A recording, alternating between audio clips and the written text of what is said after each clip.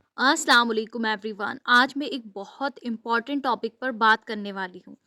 आजकल की जनरेशन में सिर्फ एक ट्रेंड चल रहा है, जल्दी निकाह करना, पेरेंट्स के खिलाफ निकाह करना, सिर्फ फीलिंग्स पर डिसीजन लेना और फिर कुछ साल बाद रिग्रेट, डिवोर्स जैसी सिचुएशन को फेस करना, या फिर कभी-कभी सिंगल पेरेंट बन के रह जाना। सच कड़वा होता है, लेकिन कहना ज़रूरी है।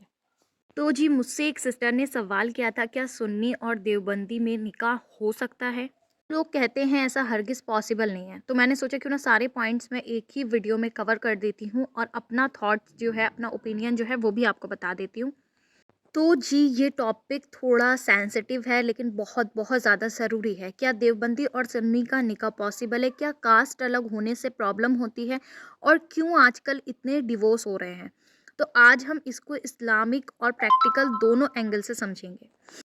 सबसे पहले एक बात मैं क्लियर बता दूं कि देवबंदी और बरेलवी सुन्नी दोनों अहले सुन्नत के अंदर के मसलिक हैं।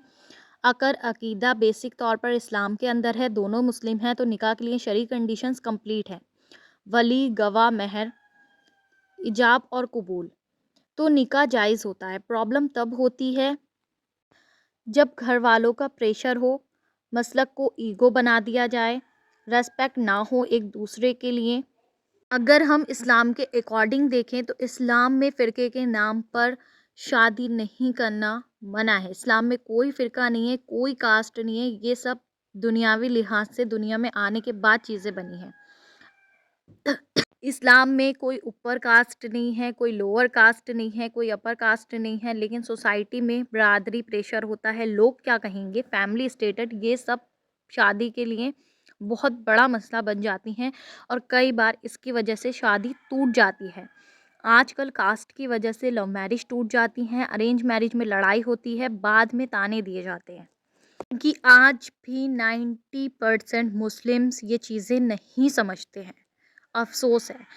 अब मैं या आप इस चीज़ को अंडरस्टैंड कर लेंगे, सामने वाला अंडरस्टैंड नहीं कर रहा, उसकी फैमिली अंडरस्टैंड नहीं कर रही है और बहुत सारे रीज़न्स हैं, फिर वहाँ पे मसला बन जाता है। तो हमें दोनों ही चीज़ों को जो है ना, वो कंपैटिबिलिटी पे रखना है, दोनों ही चीज़ों को मैनेज करना है। निकाह सिर्फ 2 लोगों का नहीं, 2 फैमिलीज़ का भी होता है। मसलक अलग हो सकता है, लेकिन अगर नियत साफ़ हो और रिस्पेक्ट हो तो निकाह चल सकता है। और अगर ईगो, कंट्रोल, ताना, फ़ोर्स, इन सब का एंट्री हो जाए ना, तो सेम कास्ट में भी डिवोर्स हो जाता है। बड़ा मसला वहाँ आता है जब एक दूसरे को जज किया जाता है। शादी के बाद सबसे पहली प्रॉब्लम पता है क्या होती है? जजमेंट। तुम ऐसे क्यों हो? तुम्हारी फैमिली ऐसी क्यों है? तुम्हारा मसलक, तुम्हारी आदतें, तुम्हारा तरीका। निकाह कंपटीशन नहीं होता, निकाह पार्टनरशिप होती है। अगर हर बात में एक दूसरे को जज करोगे तो मोहब्बत धीरे-धीरे ख़त्म हो जाती है। रेस्पेक्ट और सब्र, यानी 2 चीज़ें निकाह को बचाती हैं। आगे मज़ीद आपको समझाने से पहले आपसे एक बात शेयर करती हूँ। जैसे मैं हूँ तो मैं इन चीज़ों पे बिलीव नहीं करती। कुछ बातें देवबंदियों की भी अच्छी लगती हैं, कुछ सुन्नियों की भी ठीक है। तो मैं बेसिकली जो कहा जाता है वो सुन्नी कहा जाता है। तो अगर सपोज़ मैं अभी अनमैरिड हूँ, तो मेरा अगर निकाह देवबंदियों में होता है, तो मैं वहाँ पर पहली चीज़ जब निकाह करूँगी तो मैं इन चीज़ों को क्लियरिफ़ाई कर लूँगी कि वो मुझे जज ना करें, मैं उनको जज ना करूँ। अगर आप अपने से अलग अकीदा रखने वालों में निकाह करने हैं, तो पहली चीज़ आप ये क्लियर करें कि वो आपको जज ना करें, आप उनको जज ना करें। अगर उन्हें आपकी कोई चीज़ें पसंद नहीं हैं, आपको उनकी कोई चीज़ें पसंद नहीं हैं, तो आप उनको करने दें। आपको जो करना है, वो आप उनसे हट के अलग में जाकर कर सकते हैं। उनके सामने नहीं करें, वो जैसा चाहते हैं वैसा रह लें, तभी जो है वो एक रिलेशनशिप आगे चल सकता है। अब आप कुछ कर रहे हैं, वो आपको बोल रहे हैं, ऐसे नहीं, ऐसे नमाज़ पढ़ो, ऐसे नहीं, ऐसे दुपट्टा बाँधो, ऐसे नहीं, ऐसे करो। अरे ये देखो, इस ये वैसे तो बहुत मुल्लानी बनती हैं, वैसे इनसे कुछ भी नहीं आता। तो देखो, ऐसे जो है ना वो रिलेशनशिप और लाइफ नहीं चलती। कुछ काम फ़रिश्तों के हैं, वो फ़रिश्तों को करने दिया जाए। हिसाब-किताब लोगों का, अमालों का हिसाब-किताब, लोगों की ज़िंदगी का हिसाब-किताब रखने के लिए अल्लाह पाक ने फ़रिश्ते बना दिए हैं। हमें लोगों की ज़िंदगी का हिसाब-किताब करने की या लोगों को जज करने की ज़रूरत नहीं है। तो जो जैसे अपनी ज़िंदगी में चल रहा है, उसको चलने दें। फितने का दौर है, आखिरत का दौर है। आखिरत के दौर में बेसिकली पता है क्या हो रही है कि जो सही है सामने वाले को हमेशा वो गलत लगता है और जो गलत है वो हमेशा सही लगता है। फिर जो जनरेशन अभी इन 2026 चल रही है, ज़िना इतना ज़्यादा आम हो चुका है, इतना ज़्यादा आम हो चुका है। आई थिंक 3-4 इयर्स हो चुके हैं मुझे वीडियोज़ बनाते हुए, तो मुझे इतना समझ में आ गया कि ज़िना करना एक सेकंड का काम है और निकाह करना ऐसा काम है जैसे कि माउंट एवरेस्ट पे चढ़ गए, बहुत मुश्किल आज के टाइम में। कोई कुछ भी कर रहा है, हमें नहीं पता, हो सकता है वो हमसे ज़्यादा बेहतर हो। इसलिए अगर आप ऐसी जगह निकाह कर रहे हैं, कोशिश करें कि अपने ही अकीदे में निकाह करें। तो जो आजकल की सिचुएशन है, आप 1 दिन में या चंद महीनों में किसी को नहीं पता कर सकते कि कौन कैसा है। एक-दूसरे को जानने के लिए बहुत ईयर्स लग जाते हैं और हकीकत ये है कि अक्सर जो लड़के हैं या लड़कियाँ भी होती हैं, वो 6 साल में भी बदल जाते हैं, 10 साल में भी बदल जाते हैं। अभी ऐसे केसेस भी आ रहे हैं कि 10 साल के बाद जो वाइफ़ थी वो अपने बच्चों को छोड़कर चली गई। 10 साल के बाद जो था वो लड़के ने कहीं और शादी कर लिया, अपनी वाइफ़ को सीक्रेटली छुपा के रखा दूसरा निकाह करके। और इसमें के भी केस आ रहे हैं क्योंकि गुनाह इतने आम हो गए हैं कि जो मतलब लड़की की या लड़के की मदर इन लॉ थी, वो उनके फादर इन लॉ के साथ में भाग गईं। बहुत तरह-तरह के पता नहीं कैसे-कैसे केसेस। तो इन सारी चीज़ों को ध्यान में रखते हुए जो निकाह है वो अपने ही अकीदे में करें तो ज़्यादा बेहतर है। अभी मैं आगे जो पॉइंट डिस्कस करूँगी इनको भी जो है ना वो आपने ज़रूर समझना है, तो इंशाल्लाह आप बहुत चीज़ों से बच पाएँगे। ये आपकी लव मैरिज है या आपकी अरेंज मैरिज है, हर बार पेरेंट्स के खिलाफ जाके निकाह करना सही नहीं होता। मैं ये नहीं कह रही कि हर बार पेरेंट्स परफेक्ट होते हैं, लेकिन एक चीज़ अगर आप सोचें और ध्यान दें, तो आप जिस लड़के या लड़की को 6 महीने से प्यार करते हैं, आपके पेरेंट्स उसकी फैमिली को और उस लड़की को 25 से 30 साल से देख रहे हैं। उनका एक बहुत लंबा अरसा उसकी फैमिली को और उस लड़की को देखते हुए गुज़रा है। तो जो चीज़ें आप जानते हैं उसके बारे में, वो चीज़ें आपके पेरेंट्स आपसे कहीं बेहतर जानते हैं। तो उन्हें दुनिया का एक्सपीरियंस है, उन लोगों को पहचानने का तजुर्बा है। क्योंकि अगर आप उनके पेरेंट्स वो आपके पेरेंट्स नहीं होते बल्कि अल्लाह पाक उन आपको जो था ना वो उनके पेरेंट्स बना देते अगर आप इतने ही समझदार होते तो।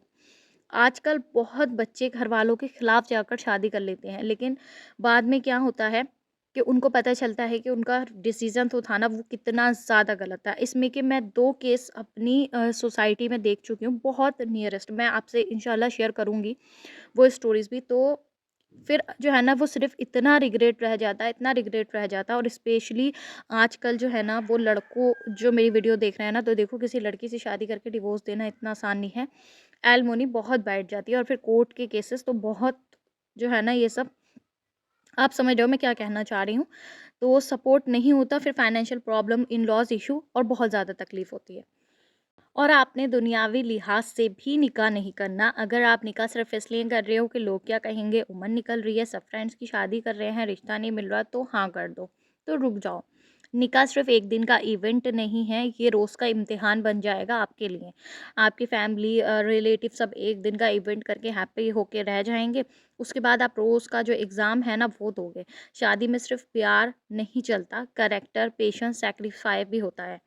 ये बड़ा जो यहाँ पर इश्यू बन जाता है ना कि अगर आप कंसीव करने लगे हो, तो उसके बाद जो है ना डिवोर्स की सिचुएशन आती है तो ये बहुत बड़ा इश्यू बन जाता है क्योंकि आजकल आपको पता है डिवोर्स क्यों ज़्यादा हो रहे हैं, क्योंकि ईगो ज़्यादा हो गया है, सब्र कम हो गया है, एक्सपेक्टेशंस रील सोशल मीडिया के थ्रू अनरियल हो गई हैं और लोग सोशल मीडिया के थ्रू अपनी लाइफ को कंपेयर करने लगे हैं औरों की लाइफ से।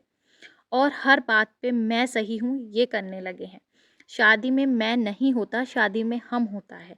तो कुछ महीने, कुछ साल जो है वो सब्र भी करना पड़ता है एक रिलेशनशिप को खींचने के लिए, वरना 10 दिन और 1 महीने भी आप किसी के साथ नहीं रह सकते अगर आप छोटी-छोटी कमियों को उसकी देखते रहोगे। हर इंसान में कमियाँ भी होती हैं, अच्छाइयाँ भी होती हैं, तो कुछ दिन सब्र रखो, उसकी अच्छी क्वालिटीज़ को देखो, प्यार से जो है ना ट्रीट करो, समझो, एक-दूसरे को अंडरस्टैंड करने की कोशिश करो, उसकी गलतियों को ठीक करने की कोशिश करो। अगर फिर भी आपको लग रहा है कि कोई इंसान जो है वो नहीं सही हो सकता, तो फिर आपका जो डिसीज़न है वो लो। लेकिन बेहतर यही है कि कोशिश करो, अल्लाह पाक को भी डिवोर्स नहीं पसंद है, कि हम इसमें एडजस्ट हों और इसको जो है ना वो निभाएँ। सबसे पहले इन पॉइंट्स पर गौर करें कि एक-दूसरे को जज नहीं करें, रेस्पेक्ट रखें, चाहे मसलक अलग हो, कास्ट अलग हो, पेरेंट्स की बात को इग्नोर ना करें, उनको प्रायोरिटी दें। दोनों एक-दूसरे की फैमिलीज़ को भी प्रायोरिटी दें। इन्वेस्टिगेशन ना करें, सिर्फ़ इमोशन पर डिसीज़न्स ना लें। गुस्से में, निकाह में या गुस्सा है बहुत ज़्यादा तो एक-दूसरे को डिसरिस्पेक्ट ना करें, एक-दूसरे को ताने ना दें और तलाक का वर्ड यूज़ ना करें कि मैं तुमको डिवोर्स दे दूँगा, तुम ऐसी हरकतें करती हो। सो आजकल एक और बहुत बड़ा रीज़न है कि निकाह और रिलेशनशिप्स नहीं चल रहे हैं, वो रीज़न है कि हर किसी का पास्ट है। आजकल मोस्ट ऑफ द गर्ल्स के बॉयफ्रेंड रह चुके हैं और बॉयज़ के भी जो हैं वो 4-5 लड़कियों को चला चुके होते हैं। फिर जाकर वो निकाह करते हैं, फिर उनको अपनी एक्स की, नेक्स्ट की, सबकी याद आती है और फिर वो अपनी वाइफ़ को वो प्रायोरिटी नहीं देते, वो इज़्ज़त नहीं देते। फिर वो और कहना तो नहीं चाहिए पर जो रियलिटी है दुनिया की, बहुत सारे बॉयज़ जो हैं वो निकाह से पहले ज़िना कर चुके होते हैं, बहुत सारी गर्ल्स निकाह से पहले ज़िना कर चुकी होती हैं, तो फिर उनको जो है वो निकाह में वो फीलिंग्स वो प्रायोरिटी जो एक दूसरे को देनी चाहिए वो सब वो नहीं कर पाते क्योंकि पास्ट में इतने गुनाह कर लिए हैं। अब वो उनको इतना रिग्रेट फील कराते हैं कि उनकी आगे की जो लाइफ है वो हैप्पी नहीं गुजर पाती। तो प्लीज़ पास्ट में गुनाह नहीं करें, अपनी आगे की ज़िंदगी को जो है ना वो बेहतर बनाएं, क्योंकि निकाह एक बहुत बड़ा लफ्ज़ है, ये कोई खेल नहीं है। और सबसे पहली बात, आप फाइनल जो मैसेज है ना वो समझ लीजिए मेरा, कि हर पेरेंट्स जो है ना वो दुश्मन नहीं होते बच्चों के, और हर लव मैरिज गलत नहीं होती और ना ही हर हर अरेंज मैरिज जो है वो परफेक्ट होती है। लेकिन जब बच्चे ज़िद में आकर ना पेरेंट्स को गलत साबित करने के लिए निकाह करते हैं ना कि मैं तुम्हें निकाह करके दिखाऊंगा कि तुम लोग गलत हो, तो वहाँ ज़िंदगी में ना कभी सुकून नहीं आता, टेंशन हमेशा बहुत ज़्यादा रहती है। इसलिए निकाह दुनिया को दिखाने के लिए मत करो, निकाह अल्लाह सुब्हान व तआला की रज़ा के लिए करो, अल्लाह सुब्हान व तआला को दिखाने के लिए करो और अल्लाह सुब्हान व तआला से ज़िंदगी भर का सुकून, औलाद की खुशी और तमाम नेमतें मांगो। जब भी दुआ करा करें, चाहे लड़के करें अपने नसीब के या लड़कियां करें, तो मुकम्मल दुआ किया करें। मोस्टली जो दुआ हम करते हैं ना, मुझे भी ये चीज़ किसी ने सिखाई थी, तो ये दुआ करते हैं कि अल्लाह पाक हमारा नेक शौहर हो, नेक नसीब हो, बस। नहीं, आपको जो जो क्वालिटीज़ चाहिए ना वो सब अपनी दुआ में मांगो। जब तक भी आपका निकाह नहीं हुआ है, आपको औलाद चाहिए, कितनी औलाद चाहिए, कैसे आपको बच्चे चाहिए, आप अपने बच्चों को क्या बनाना चाहते हो, सब कुछ आपने उस टाइम पीरियड पे मांग लेना है। और अगर आपके निकाह में डीले है तो सब्र रखो, अल्लाह पाक आपको बहुत बड़ी मुसीबत से बचा रहे हैं, क्योंकि जो जनरेशन अभी चल रही है ना, इसमें जो डीले है वो इतना बुरा नहीं है कि निकाह होकर ठोकरें खाना और डिवोर्स हो जैसी और बेकार की सिचुएशंस फेस करना। तो अल्लाह पाक हर लड़के का, लड़की का नसीब बहुत ज़्यादा नेक करे।